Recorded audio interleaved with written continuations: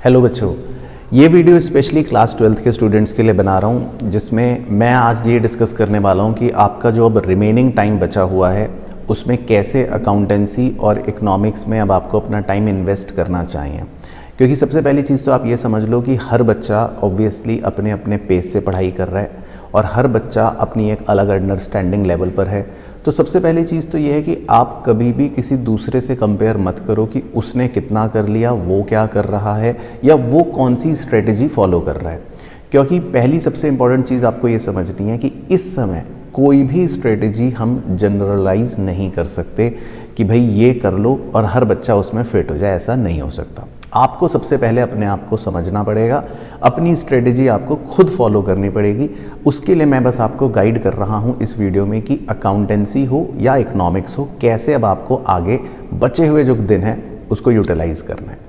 देखो, सबसे पहली चीज़ है, चाहे अकाउंट्स हो या इकोनॉमिक्स हो, आपको अपने सारे चैप्टर्स पता हैं कि भाई इसमें क्या है और अब सारे टॉपिक्स आपको पता हैं कि इसमें क्या है।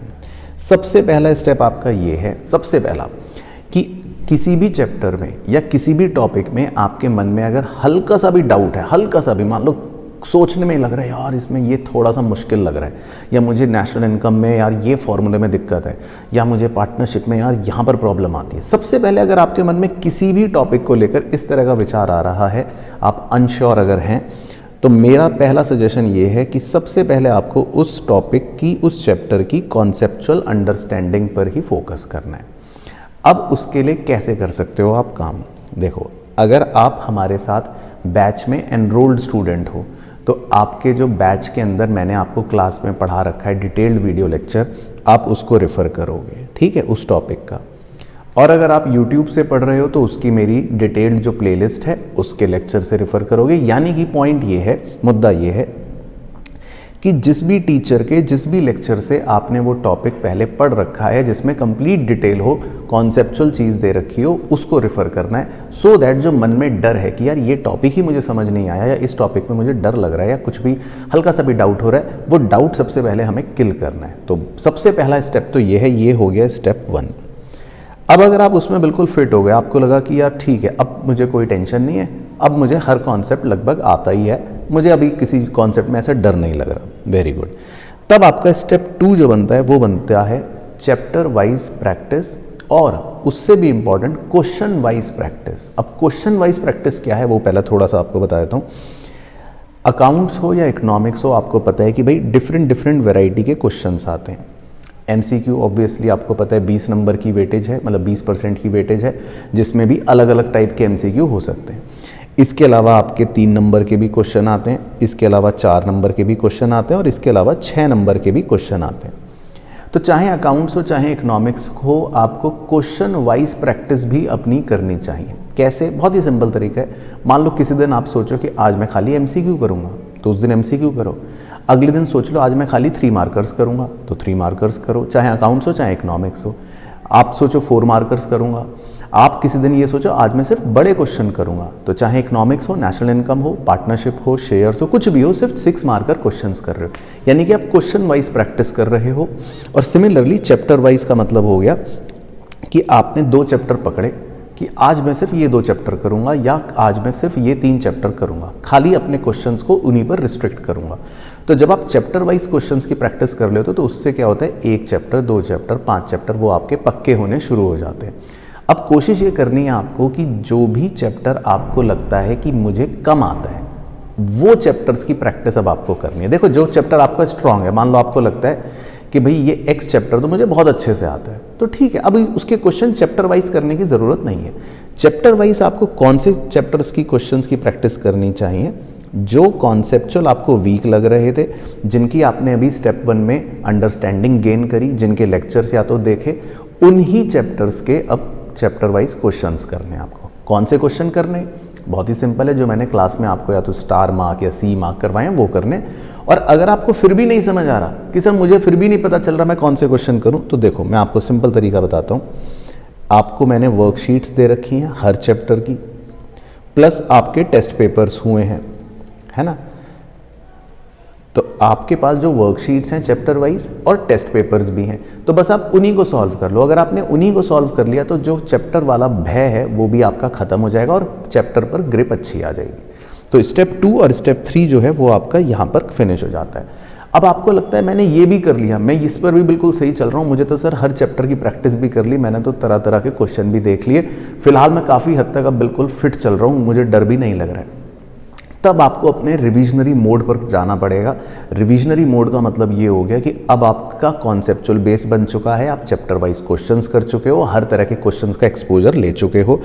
रिविजनरी मोड के अंदर आपको क्या करना है, आप कॉन्सेप्ट्स को ओवरव्यू लेना है बार बार। जहाँ पर आपका फोकस एरिया थोड़ा सा चेंज हो जाता है, अगर मैं अकाउंट्स की बात करूँ तो उसमें थोड़ा सा आप थ्योरी और कॉन्सेप्ट्स पर फोकस करते हो, इकोनॉमिक्स की बात करूँ तो मेन पॉइंट्स और फॉर्मूलों पर फोकस करते हो।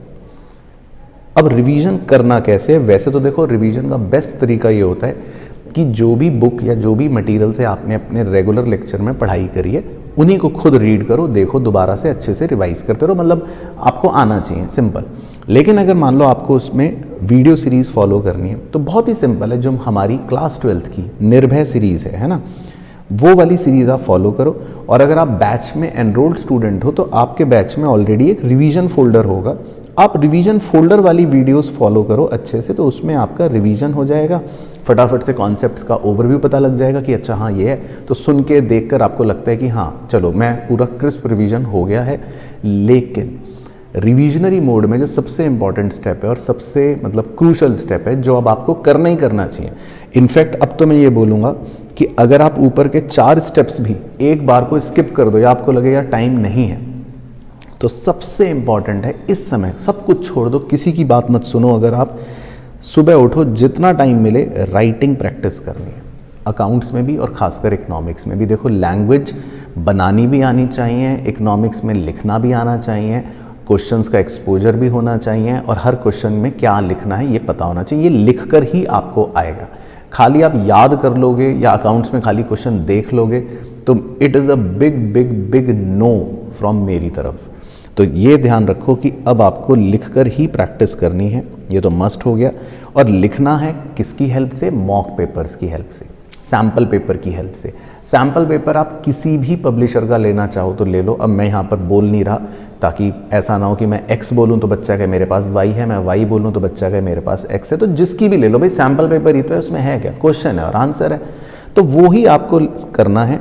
लेकिन ये ध्यान रखो, अब जितनी भी चीज़ें करोगे, मॉक पेपर हो, टेस्ट पेपर हो, वर्कशीट हो, उन सब के सॉल्यूशंस आपके पास होने चाहिए।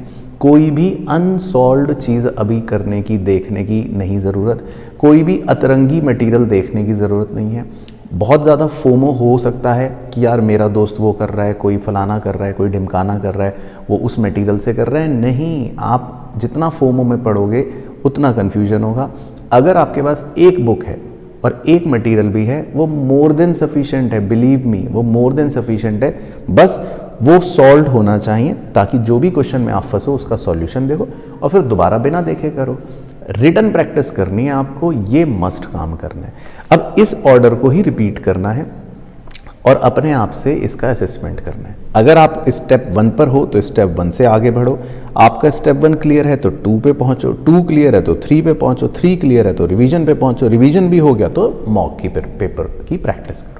बस अगले 10, 12, 15 दिन जब तक भी आपका एग्ज़ाम है, जब तक आप अपना ईपी के लिए, फिजिकल के लिए नहीं पढ़ रहे या जब भी आप अपने सूटेबल हिसाब से नहीं पढ़ रहे, जब तक भी अगला 15 दिन, 10 दिन, 5 दिन पढ़ाई कर रहे हो, अकाउंट्स और इकोनॉमिक्स में बस इस साइकिल पर, इस फ्लो चार्ट पर ही फोकस करना, ठीक है ना। तो ये एक बहुत ही इंपॉर्टेंट गाइडेंस थी मेरी तरफ से हर वो स्टूडेंट के लिए जो या तो परेशान होता है, जिसको नहीं समझ आता क्या करना है। तो बस आप इसको फॉलो करना, मुझ पर विश्वास रखकर, और ये मंत्रा आपके लिए बहुत हेल्पफुल रहेगा, राइट। चलो, ऑल द बेस्ट, अच्छे से पढ़ो, बाकी मुलाकात करता हूँ नेक्स्ट वीडियो में।